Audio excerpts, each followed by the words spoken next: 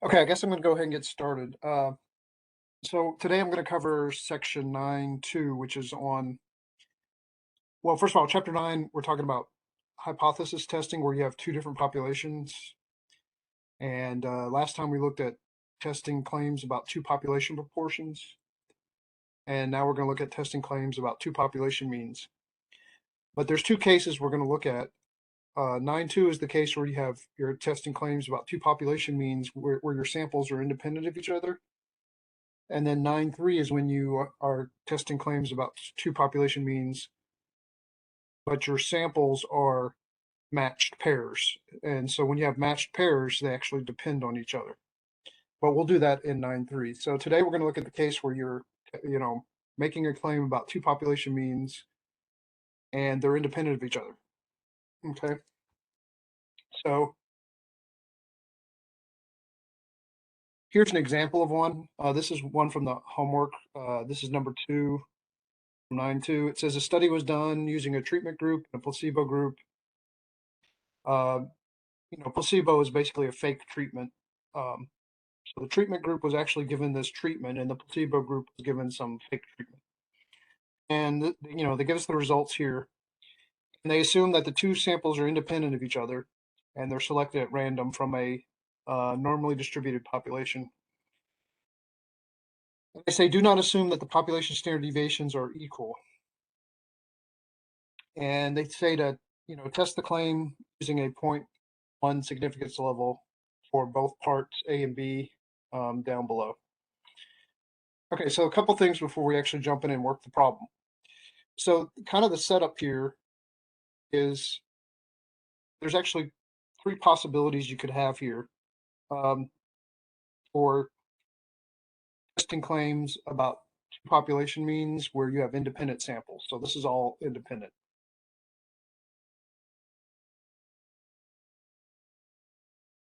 And what do I mean by independent? Again, but yes, in this case, 9.2, we're in the case where these are independent of each other. These samples are independent of each other. So the 27 people over here have no influence over the 37 people over here. Okay, they're independent of each other, not matched in any way.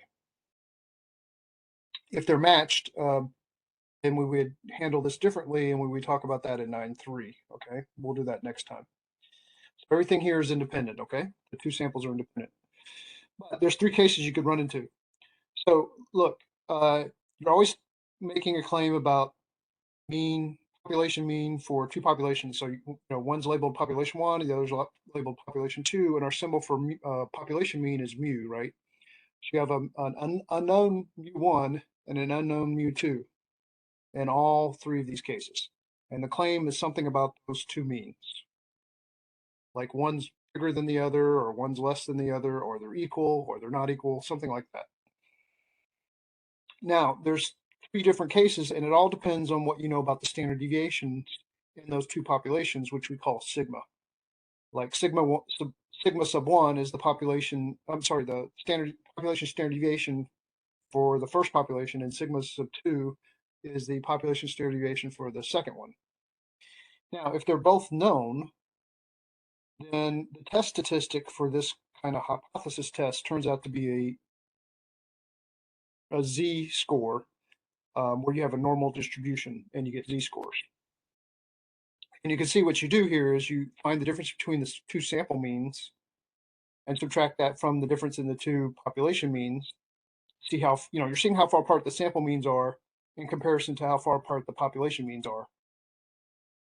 And then you're dividing it by this little square root, which is really just what a standard deviation consists of. It constitutes whatever a standard deviation is on the bottom. And when you're dividing, you're looking to see how far apart these are, like these two are, in terms of a number of standard deviations or z-scores. So anyway, this is what a standard deviation is. And notice, one thing I want you to notice is you're plugging in sigma 1 and sigma 2. So you're saying sigma 1 squared divided by the sample size of the first sample plus sigma 2 squared divided by the sample size of the second one. You're adding those together and taking the square root of it. And that's how you get a standard deviation for this particular case. This assumes you know sigma 1 and sigma 2. Of course, this is not very realistic. We've talked about this before. If you don't know the population means, if you don't know what mu1 and mu2 are, then you probably don't know what sigma 1 and sigma 2 are, right? So this is not a realistic case.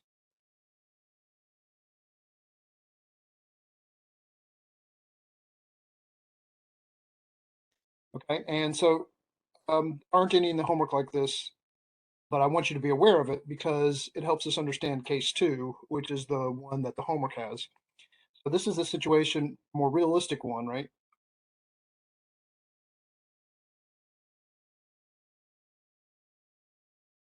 Where you don't know sigma 1 and sigma 2, right? Because they're the population standard deviations. You probably don't know those. And so if that's the case, then what do we plug in for sigma 1 and sigma 2 if we don't know what they are? Well, we've done this in the past. Plug in the sample standard deviations, S1, sample standard deviation for the first sample, and then S2, the sample standard deviation for the second sample. You're plugging those in for the population standard deviations because you don't know them. But when you substitute those in, it changes the distribution a little bit and it becomes a t-distribution. And so this is actually measuring the distance between these two in terms of t-scores instead of z-scores. Okay, and so that's the difference. So the realistic case would be this one here. And then there's one additional case where, if you notice in this one, don't know sigma 1 and sigma 2, but you know that they're equal for some reason. Now, this may seem kind of strange to you. I don't know what sigma 1 and sigma 2 are, right? I don't know what their numbers are. I don't know if it's 15 or 20 or 25 or whatever. I have no idea what sigma 1 and sigma 2 are, which is pretty realistic. You're not going to know those. But for some reason, you may suspect they're equal. I may not know what they are, but for some reason I may know that they have the same standard deviation. Okay, so that's kind of a third case. You don't know sigma 1 and sigma 2, but you for some reason know that they're the same, whatever it is, whatever that standard deviation is. But so what happens in this case is you take weighted mean of the sample standard deviations or sample variances. And that's what this is down here. If you look at it, S1 squared weighted by really the degree of freedom for N1. N1 minus 1 is the degree of freedom for the first sample. So that's like a weighted mean, plus you're adding, you're weighting S2 squared, the sample variance for the second sample, by N2 minus 1, which is the degree of freedom for the second sample size. And then you're averaging it up over the total number of degrees of freedom, which would be N1 minus 1 plus N2 minus 1. So this is like a weighted mean for the sample variances, the two sample variances. And that's called the pooled. We use S sub P for this. And so this is the pooled sample variance.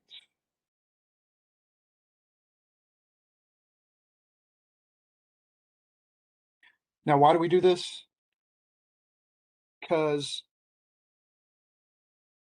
if these two are the same, if the population standard deviations are the same, then it would make sense to to use for this, substituting for sigma 1 and sigma 2 because you don't know what they are, it would make sense to throw the two samples that you have together into one big sample and find out what the standard deviation is in that one big sample. And that's what this pooled standard deviation is. It's kind of the standard deviation if you had one big sample instead of two separate samples. And the reason we're doing that is because sigma 1 and sigma 2 are known to be the same. So the standard deviation, why don't we just find the standard deviation in both samples together? And that's what this weighted mean is down here. It's called the pooled standard deviation or pooled sample variance. Okay, And so that's what we would plug in instead of S1 and S2. We would say, okay, let's take the weighted mean of S1 and S2 and use that instead. Of course, you still get a t-distribution in this particular case. Now, there aren't any in the homework like this or like this. I just want you to be aware of these two other possibilities. Okay, so having said that, let's actually work out a problem, okay? All right, so going back to this one, they want us to test the claim that the two samples are from populations with the same mean. So someone thinks that apparently what happened is when people are rating how well the treatment works, maybe they're rating it from 0 to 5, and claim is that if you looked at everyone in the first population, the mean rating, which is mu1, is the same as the mean rating as it is for the placebo case, the second population, right? The first case is when someone's treated, right? So rating their pain, I guess, after the treatment. And when you average up everyone in the populations or their ratings, you get mu1, right? And if you do it for all the people that were given the fake treatment, the placebo, then that would be mu2. Claim is that these are the same. Mu1 and mu2 are the same.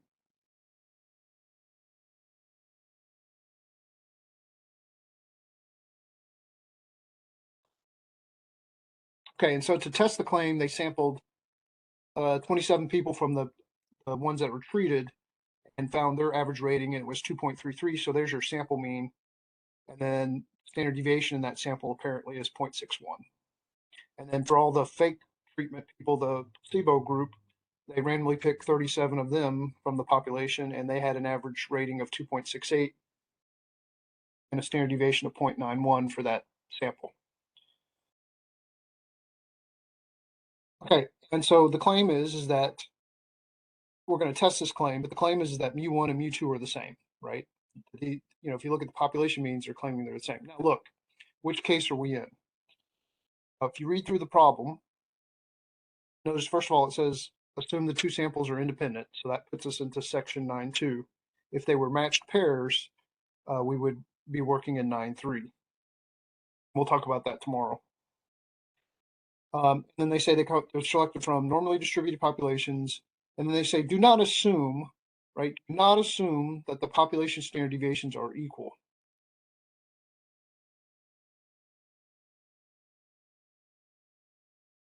So that would be, that's not this case, right? Case one is that you know both of these. So this is not case one, right? You don't know sigma 1 or sigma 2. Or wait, I'm sorry, they said they weren't equal.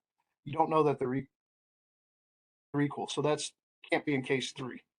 So then you look at it and you say, okay, is it case 1 or case 2? And if you go and look at the problem,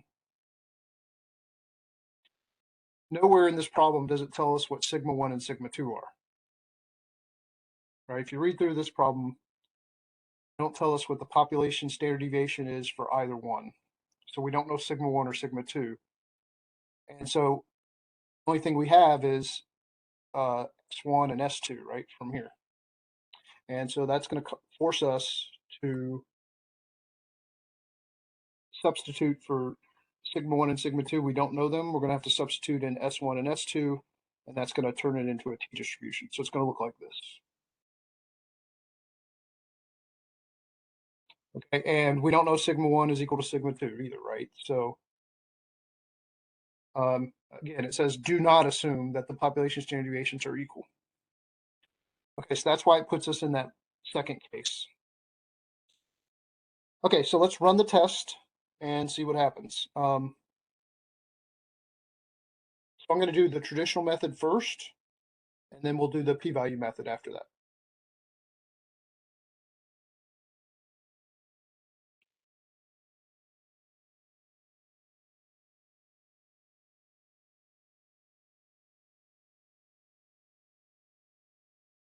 All right, so let's run through the traditional method. remember, the first thing you're always going to do when you run a hypothesis test is write down the claim mathematically. So remember, the claim here is that the two population means are the same. In other words, mu1 and mu2 are the same. Right? They're claiming that this population mean here, the average treatment for the group that was the average rating for the group that was treated is the same as the average rating for the group that was not treated in the placebo. So they're claiming these are the same. So the claim is that mu1 is equal to mu2.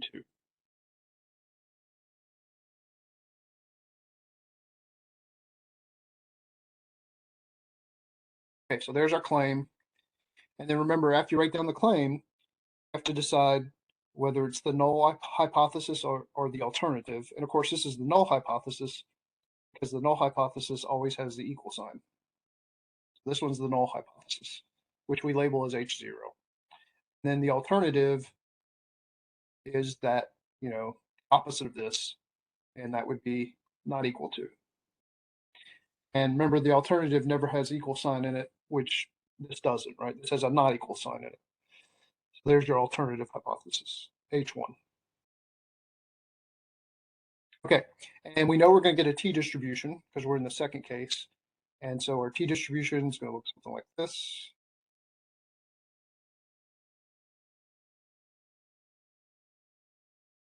Of course, zeros in the middle, you have negatives over here, and you have positives over here. And then remember, when you do the traditional method, you're going to find the boundaries first, which are called the critical values. And the way you find the boundaries or the critical values are based solely on the level of significance that you're testing at. So they said here, use a 0.1 significance level for both part A and B. So we're testing at 0.1.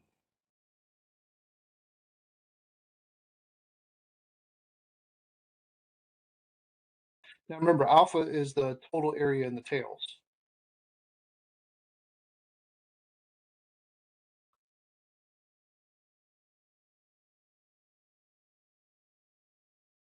Which is also called the significance level, right?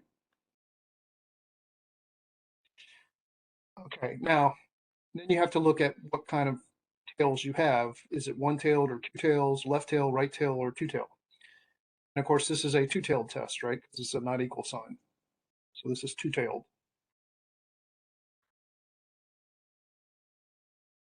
Remember, if this was like greater than, then it would be a right tail test.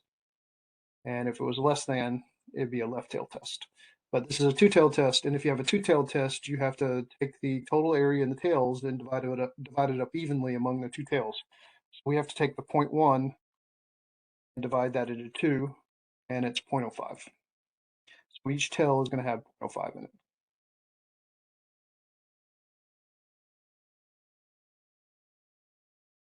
Now, of course, if this was a right-tailed test, then it would have only the right tail, but it would have 0.1, an area of 0.1 in it. And if it was a left-tailed test, then the left tail would have 0.1, right? You would not divide it up in those cases if it's one-tailed. The only reason we're dividing it into two is because we have two tails. Anyway, so then what you do is you go find the t values where this occurs, okay?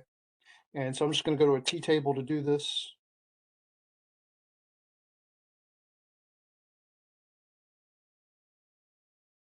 Okay, so in this case, the area to, let me look at the table and see which one's easier to find first.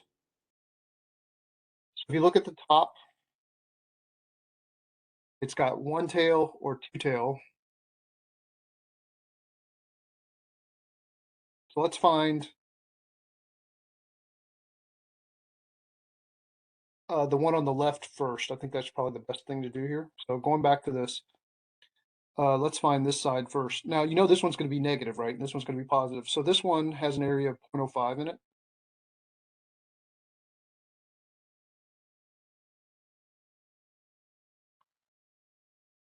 So you need to look at one tail with an area of 0.05, which would be this column here. okay? Or two tails having 0.1, right? Which is the same, right? One tail of 0.01 or two tails of 0.1, adding up to 0.1, a total of 0.1. Okay, now the degree of freedom is on the left-hand side over here. Now, one thing I forgot to mention is in this case, we have two sample sizes. In fact, let me write down the sample information.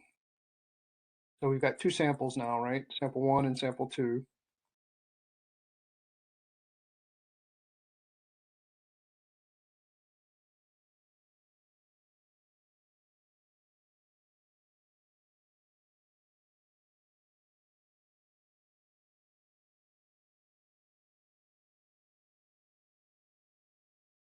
Okay, so the first one is 27. N1 is 27. That's our sample size for the first one. And then 2.33 for the average rating from that sample. And the standard deviation was 0.61. So all that is sample one. Okay, and then sample two, it's 37 and 2.68 as the average rating. So they sampled 37 people from the placebo group, and the average rating was 2.68 after they got the fake treatment. And the standard deviation in those 37 numbers was 0.91. So that's S sub 2. Okay. Now, in terms of degrees of freedom, you actually have two situations here. The degree of freedom is one less than the sample size, if you remember. So for this one, it's one less than the sample size would be 26 degrees of freedom. And for this one, the degree of freedom would be one less than 37, so that'd be 36.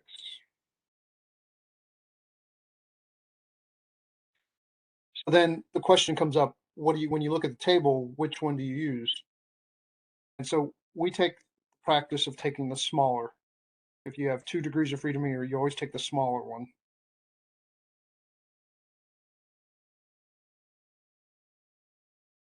Because it's the more conservative estimate, okay?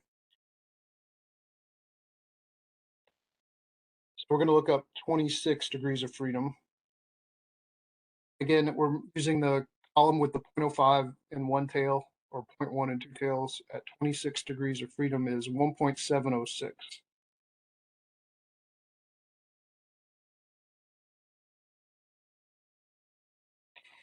Now, 1.706 is the t-score where this occurs, but of course we know this is a negative one, so it's actually negative 1.706, and this side would be the positive one.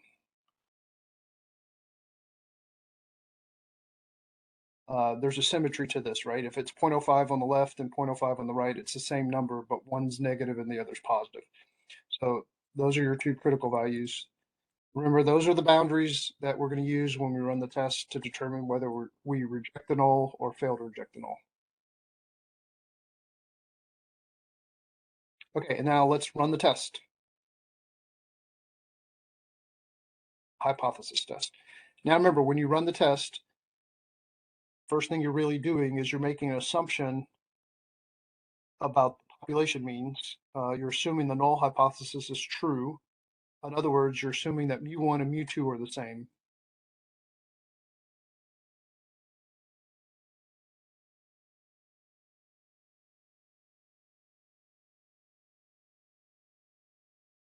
So when you run, now this is true for any hypothesis test. When you run a hypothesis test, you assume the null hypothesis is true. The test is based upon that assumption.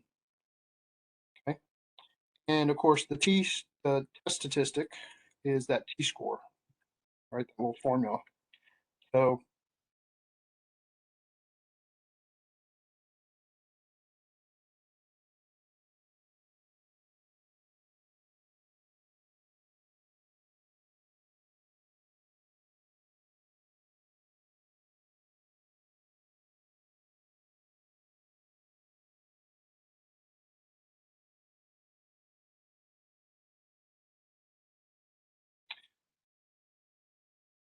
Okay, so first thing we're going to do is, find x1 bar minus x2 bar. So that's going to be 2.33 minus 2.68.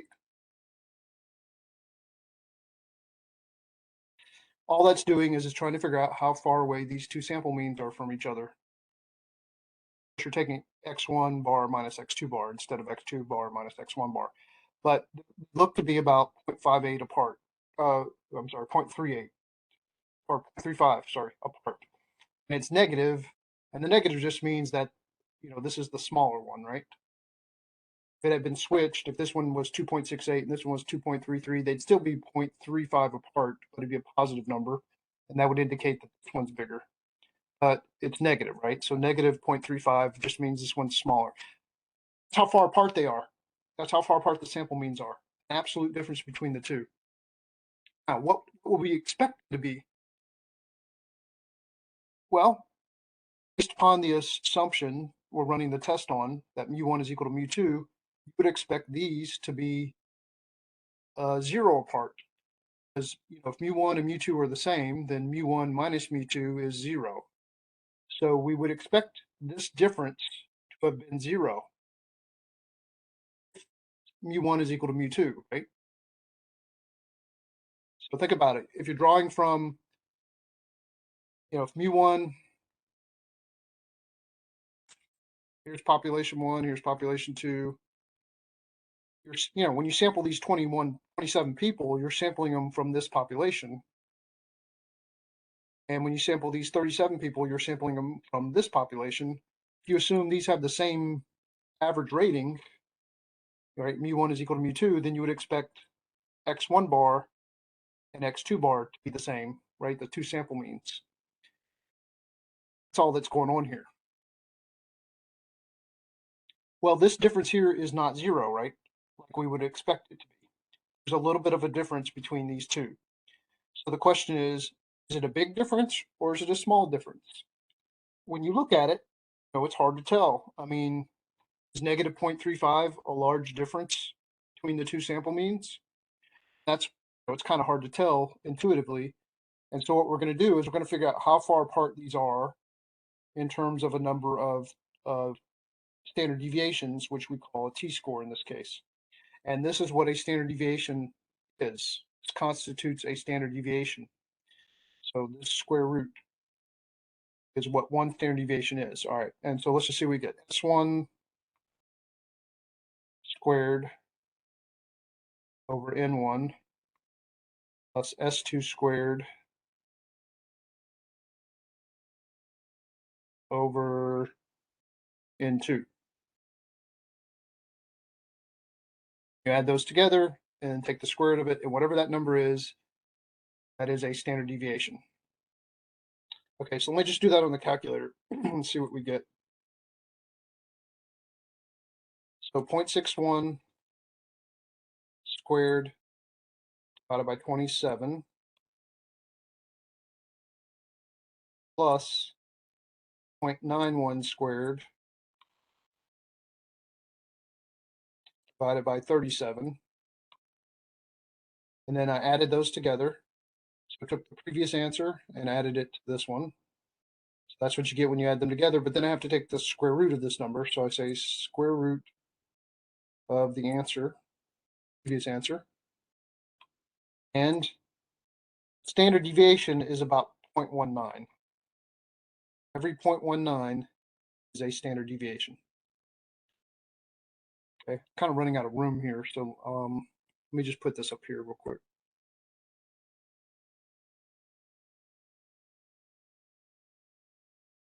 So the top number is negative 0.35, and then the bottom number is 0.19. Every 0.19 is a standard deviation. So now we know a little bit better. Negative 0.35, is it a large difference? Well, every 0.19 is a standard deviation. So when I say 0.35 divided by 0.19, I'm trying to figure out how many standard deviations this difference is. And so let's see. Negative 0.35 divided by previous answer. It's about 1.84 standard deviations.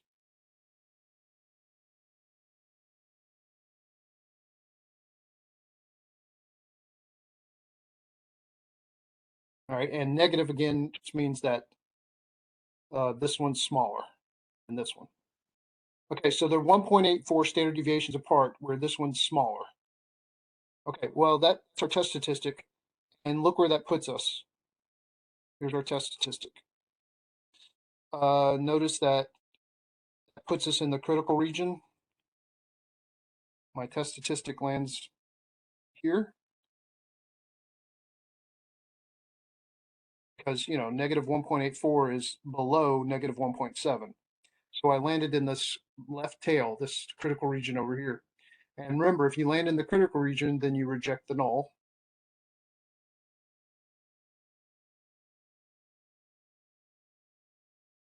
Okay, so if the test statistic lands in the critical region,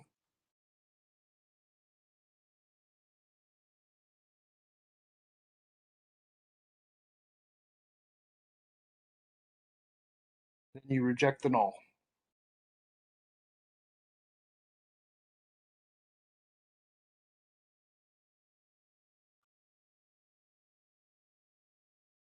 Okay, so I'm rejecting this, right? Null hypothesis. I don't believe this assumption.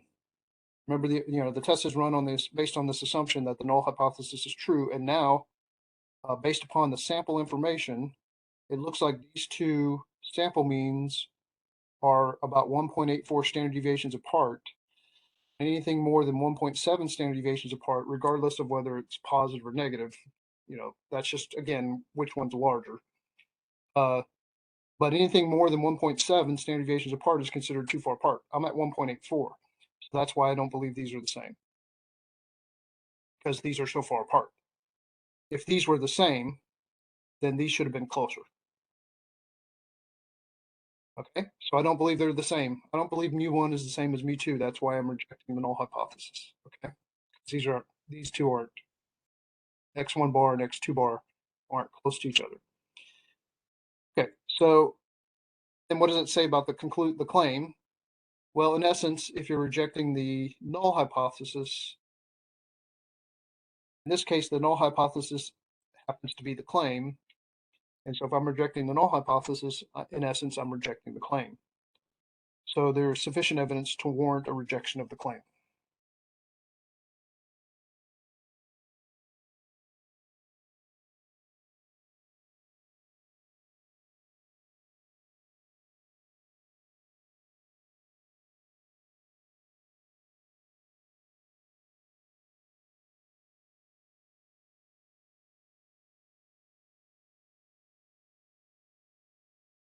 So this is a very strong statement. I am outright rejecting your claim. You're claiming that mu1 is equal to mu2, and I have evidence to say that that is not true. I don't believe mu1 is equal to mu2. I'm rejecting it outright. And the reason I'm doing that again is because x1 bar and x2 bar are not close to each other. They're 1.84 standard deviations apart. And anything more than 1.7 is considered too far apart to believe. And that's why we're rejecting it. Now, just to play with this a little bit, to help you see what's going on, if the test statistic had turned out to be, if this was, say this was 2.68 and this was 2.68, and this would have been 0, right? And then your test statistic would have been 0 instead of negative 1.84, which lands right in the middle. So you do not fall, your test statistic does not land in either critical region. It's in the very middle.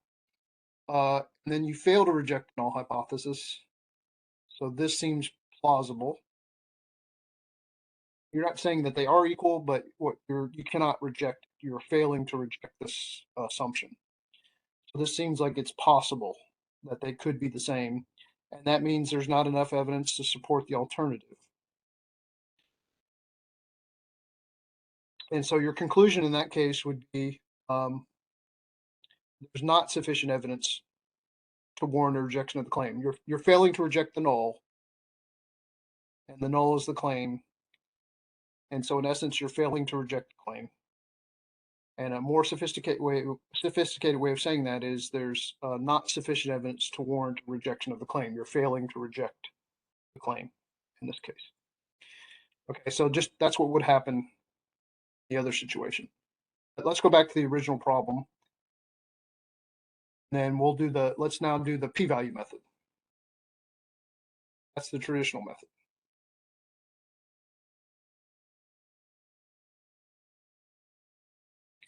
Okay, so remember when you do the p-value method, skip this part where you find the critical values. We don't need to find the boundaries here, so we don't bother doing that. We simply run the test.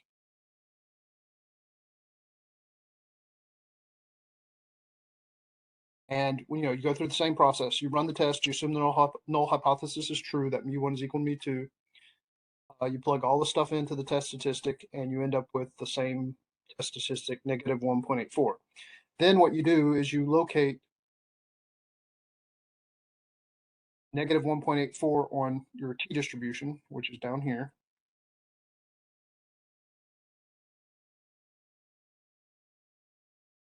And then you find the area from the test statistic towards the left or towards the right. And how do you know which way to find? Like, so you either find the area to the left of this test statistic or you find it to the right of the test statistic. And how do you know which one to do? Well, look, this had been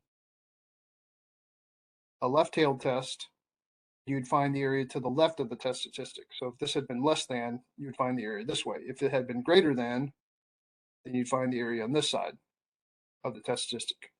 In our case, we have a not equal to.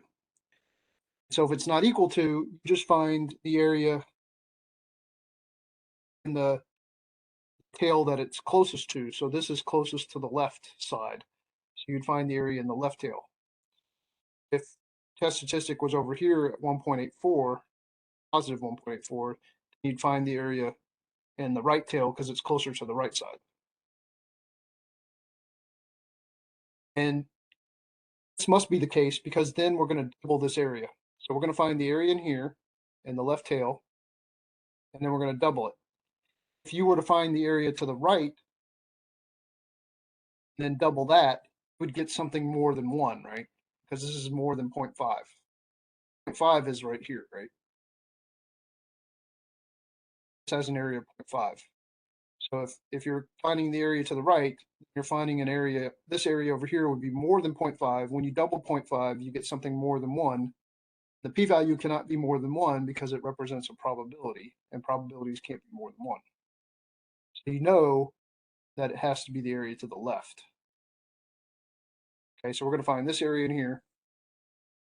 Of course, you can do this on the calculator. Just go to TCDF.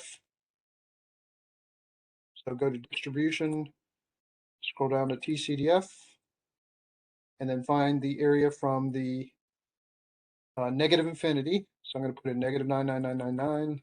Oops.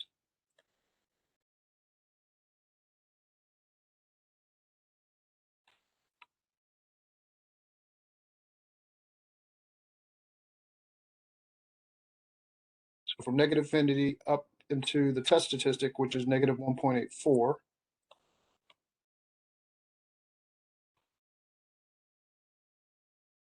And then you have to put in the degree of freedom. And remember, in this case, we have 2 degrees of freedom, so we're taking the smaller one. So it's 26 instead of 36.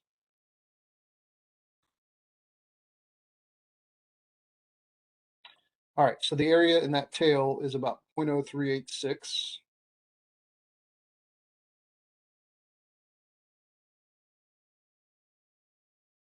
But then that's not the p-value because remember, if it's a 2-tailed test, then find the area in one of the tails, and then you double it because there's 2 tails, and that's the p-value. So in this case, the p-value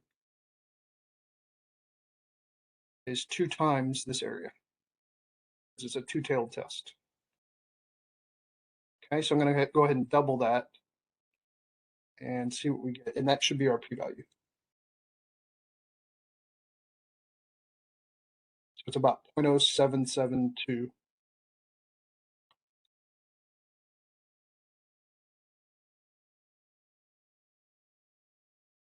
All right, and now you compare the p-value to the significance level that you're testing at. And remember, in this case, we're testing at 0.1.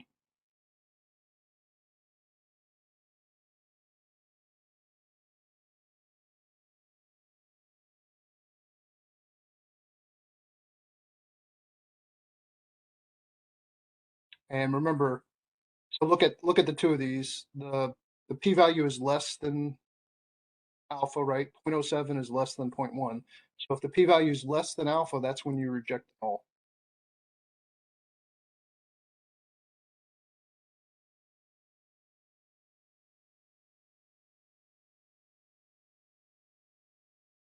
Which is exactly what we did when we did it using the traditional method, right? We ended up rejecting this null hypothesis. And that means there's, you're, in essence, you're rejecting the claim.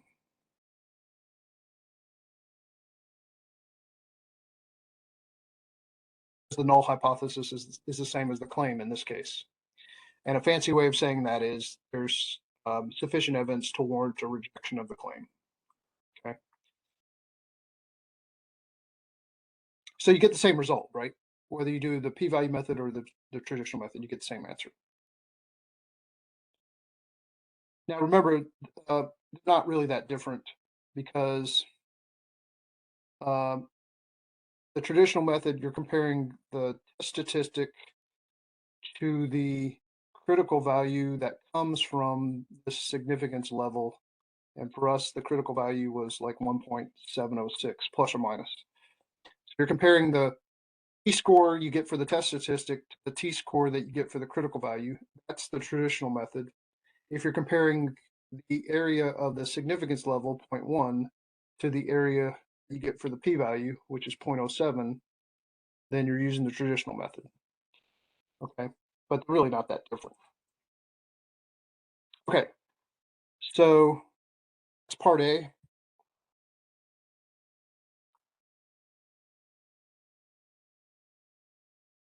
And you can see that's what they got, right? Negative 1.84 was the test statistic, and the p-value was 0.071 rounded off, rounded to the 3 decimal places. By the way, you can also do this directly on the calculator if you go to stat and then tests. And we want to find the, okay, we have two populations. And we're making claims about two means. So it's going to be, it says two, you see it says two sample Z test and then two sample T test. So that's the difference in the two cases here, right? This is the two sample Z test, and then these two are the two sample T test.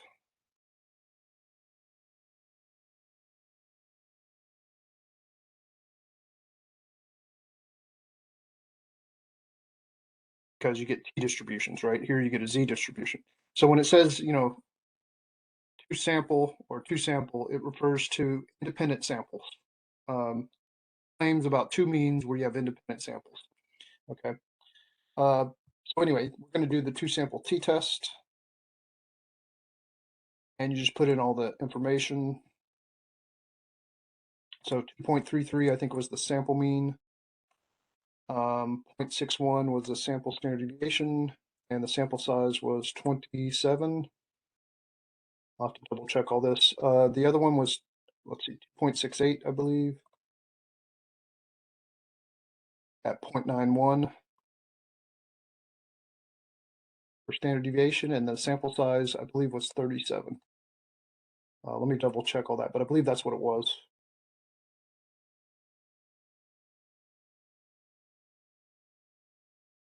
Or maybe I should just go back to the original problem. Okay, so 27, 2.33, and 0.61.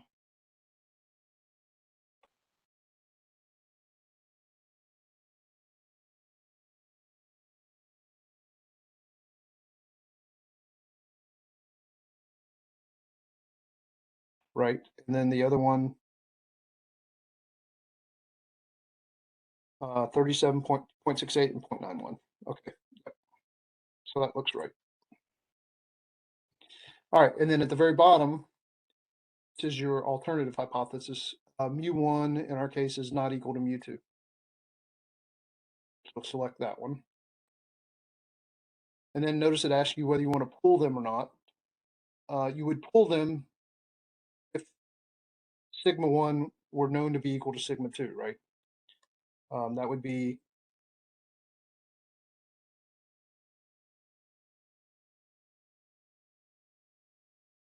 this case here, right? If sigma 1 were known to be equal to sigma 2, you'd pull them together, okay? And so you would select yes if that were the case, but we're not pulling them, right? Because we don't know they're equal. Sigma 1 and sigma 2 are equal. So then you just calculate them, and you get negative 1.84 for your test statistic. And then the p-value is 0.0705. If you round that to 3 decimals, it's 0.071.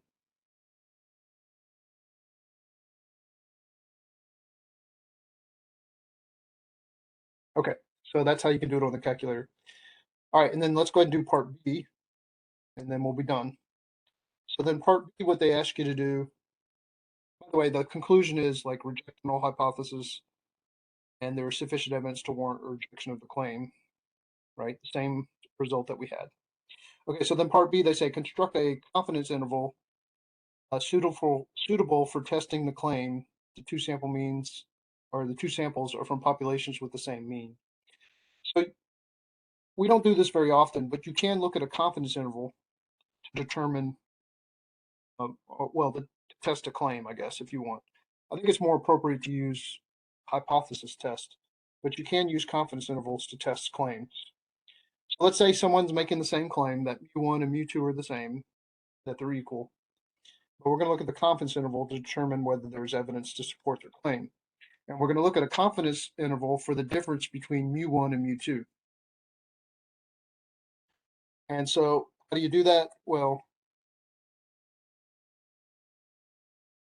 it really isn't that different. If you look at the three cases I've got here, this is the margin of error formulas down here at the bottom.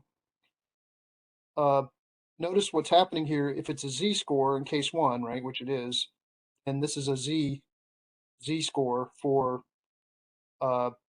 where the area to the right of the z-score is alpha divided by 2.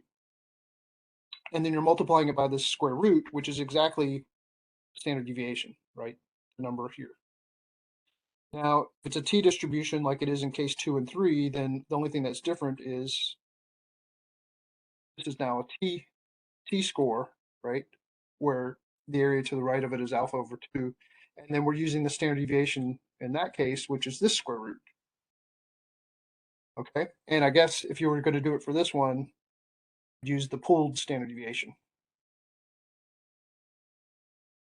So S1 squared over N1 plus S2 squared over N2. If it was pooled, you'd say S sub P squared over N1 plus S sub P squared over N2. Add those together and take the square root. So depending on which case you're in, that's the standard deviation in this case, right? Okay, but we're working in this case here. So this is the standard deviation multiplied by the t-score, and that'll give you the margin of error. And then, of course, you're finding a confidence interval for the difference between mu1 and mu2. So what's going to happen is you're going to take your point estimate, which is the difference in the sample means, and you're going to add the margin of error to it to get the upper end of the confidence interval. And then you'll take your point estimate, which again is the difference in the sample means, x1 bar minus x2 bar, and subtract the margin of error from it to get the lower end of this confidence interval. So let's just do that real quick.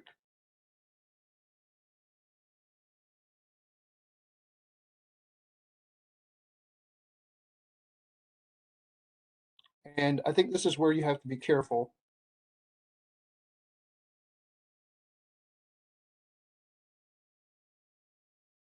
Because when you look at the original problem, they don't really tell us, if you read through this problem, they don't tell us what level of confidence to use to find the confidence interval.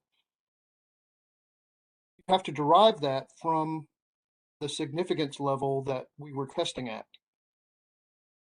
Now we're still testing a claim at 0.1 significance level. We're just creating a confidence interval to do that. But what confidence interval should we use to test this claim at a significance level of 0.1? Well, here's how that works. Here's our significance level. We're testing this claim at, right? This is what they told us to test at this level. In part A, it was a two-tailed test, and we divided this into two equally. Find the critical values, right, when we did the traditional method. Well, this is also how you create a confidence interval. Take whatever area that you're talking about and you divide it into two tails here, like this. So in this case, it looks like whatever the area that's left in the middle after you have your two tails, that is your confidence level. So how much area is left here? It would have to be 1 minus 2 times 0.05. You got two tails at 0.05, and that would give you 0.9. So this must be a 90% confidence interval for part B. Now, one thing I want you to be aware of is, let's say the significance level was 0.1, but it was in part A. Now remember, part A, it was mu1 was not equal to mu2, or equal to mu2, sorry. That was the claim, right? But what if the claim was it was less than, like mu1 was less than mu2? And when you create your critical values, you would have a left tail with 0.1 in it. Okay, and then you'd look up whatever critical value that is to do the traditional method, and that would be your boundary. But the point is when you get to part B, you have to create a confidence interval out of this. This is what it looks like for part A. Then for part B, you're going to have to reproduce this tail on the left side on the right side. You have to have two tails. If the left tail is 0.1, you have to have a right tail of 0.1 in order to have a confidence interval. So it would have to look like this. And in this case, 1 minus 2 times 0.1, which is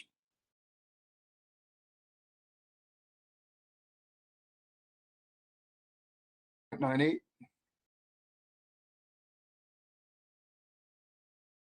I'm sorry, 0.8.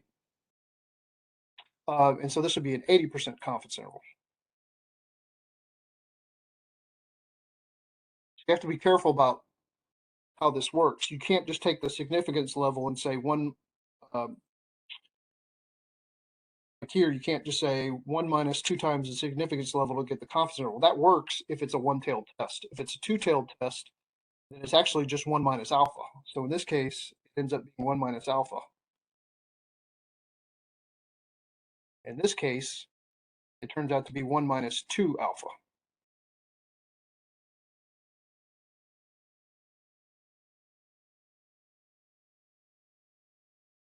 And that's because it's a one-tailed. By the way, it's also true if this were the claim were greater than.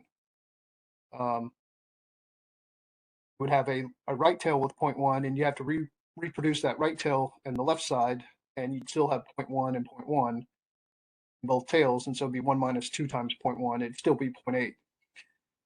So just be careful in these situations about part B here. If it's two-tailed, you can just say 1 minus alpha to get confidence interval or confidence level. But if it's a one-tailed test, you have to say 1 minus 2 times the significance level. So anyway, we're doing a 90% confidence interval here. So I'm going to find the t-score where that occurs right here. That's t sub 0.05.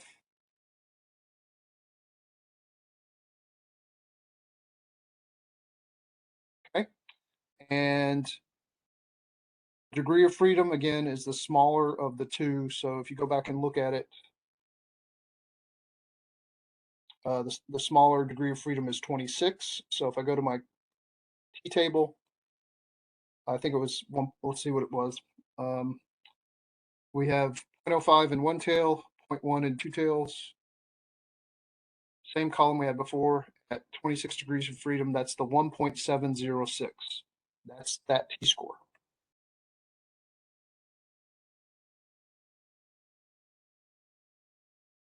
And that's the very t-score that they're referring to in the formula for the margin of error. So let me just find that real quick. Margin of error formula for this was this.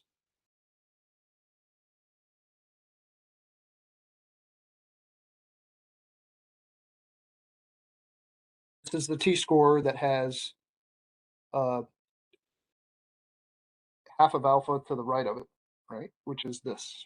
Okay, so I'm just going to plug that into that.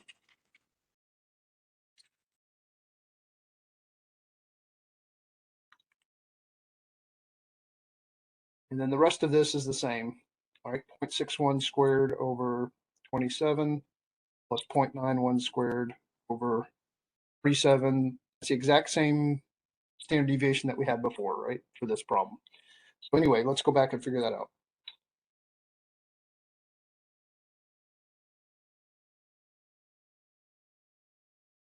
All right, 0.61 squared.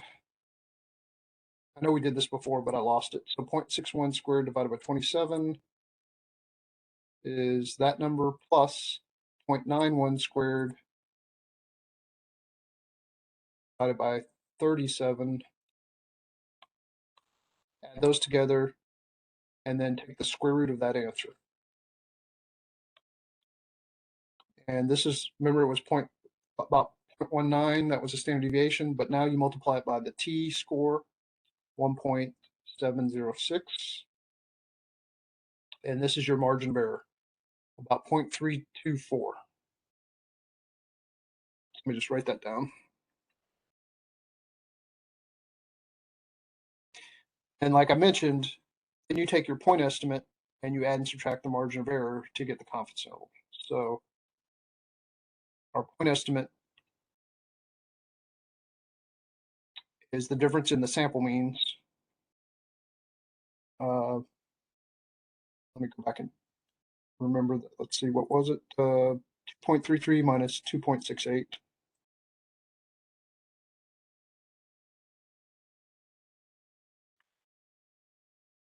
Now look, that, remember a point estimate is, if someone asked you,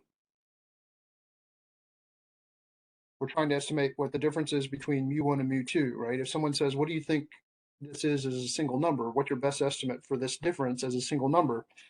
Would be the difference in the sample means, which is negative 0.35. So that's your best estimate for the difference between mu1 and mu2. That's called a point estimate. We're trying to find a confidence interval. So you take that point estimate and you add and subtract the margin of error to get the confidence interval. So this is going to be point estimate plus the margin of error on this side, and then you take the point estimate minus the margin of error to get this side. Okay, and let's just see what that is. Well, let me show you how to do it on the calculator. You could do that by hand, but then you could also just do this. Go back to stat and then tests. You want to scroll down to two sample. You got two sample z-test and you got two sample t-test. Now you're looking for two sample z interval or two sample t interval, and in our case it's a t interval. So two sample t interval. There's the two sample z interval, and then the two sample t interval, and we're in the t case, right? The t distribution case. So it's that one. And they already have the data that we put in. So all you got to do is click on stats. Oh, you got to change the confidence level. Let's check it. We're at point, what was it? 9. right? 90%.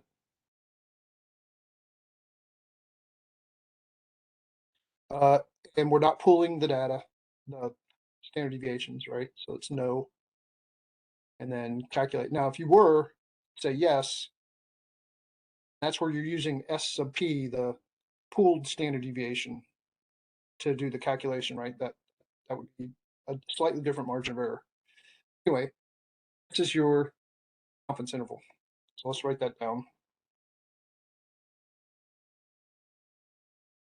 This is negative 0.66 something.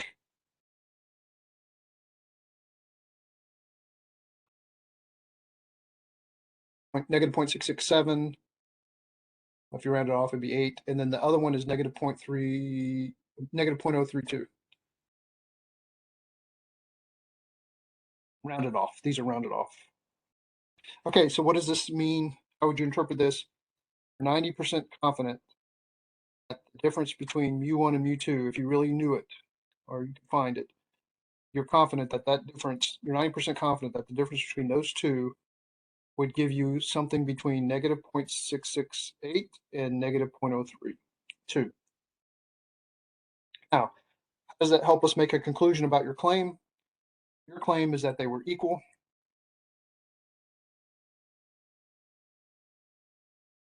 Right? Remember, this was the claim. And so if your claim is correct, then mu1 minus mu2 should be 0, right? Because we're claiming they're equal. Notice that 0 is not in this confidence interval. 0 is not in here, right? These are both negative numbers. 0 is over here, a little bit above this number. So we're 90% confident that the difference between these two numbers is somewhere in here, and 0 is not in there. And so that pretty much convinces me that your claim is not correct, because I think there is enough of a difference between these two to make it negative. This one's apparently a little smaller than this one. And for that reason, I don't think they're equal. Because if they were equal, then it should be 0, and 0 is not in my confidence interval. Okay, so the conclusion would be the same. I'm going to reject my claim, right, which is the null hypothesis.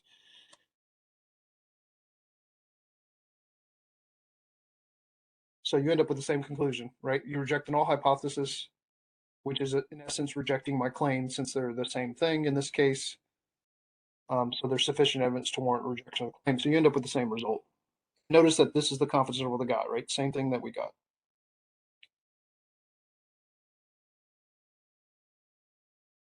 Okay, last thing, and then I'll let you go.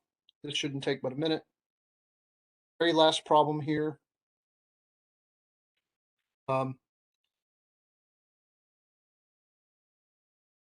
These are the eruption times in minutes for a geyser. We measured it, they took samples recently and in the past. So recently, when it erupted, they sampled it and it erupted for 77 minutes. And then next time it erupted for 90 when they sampled it. So this is the amount of time it erupted recently. And this is like 20 years ago, the past.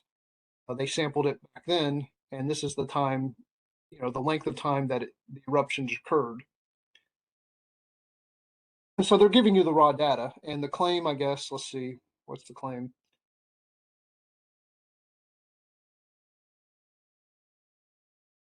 Well, they're either claiming that they're the same or they're not. The means are the same or not, right? So mu1 is equal to mu2, or mu1 is not equal to mu2. So they're claiming one of the two. So you'd attach your claim to either the null or the alternative, depending on what you're claiming here. But anyway, the point is that they didn't give you the raw the statistics. They gave you the raw data. So we've run into this issue before. What you really need is the sample mean and the sample standard deviation for these two samples. Of course, you can do this. You just put this one into L1, like put this data into L1 in the calculator, and then you go to one variable statistics, and it'll give you the sample mean, X bar, and then S sub X will be the sample mean. So that'd be sample mean for it, right? And then you do the same thing for this one. You put this one into L1, and then you go to one variable statistics. It'll give you the sample mean X bar and the sample standard deviation SX. So you can find them on your own. In addition to that, if you put one of those in L1 and the other in L2, you can also just do it directly by going to the test, the two sample t-test, selecting data. And then you just make sure you tell the computer or the calculator that I'm putting the data into like L1 for list 1 and L2 for list 2. Just make sure you have those correct. Keep the frequencies at 1 for both. And then, you select, mu1 is not equal to mu2 or less than mu2 or greater than mu2. And then you decide whether you're pulling or not, right? Pulled, yes or no. And then you just calculate, and it'll give you the test statistic and the value. Okay, so that's, given the raw data, you can still do this. Okay, I'm a few minutes over, but I want to make sure I talked about all that stuff. Before we end it, does anybody have any questions about anything?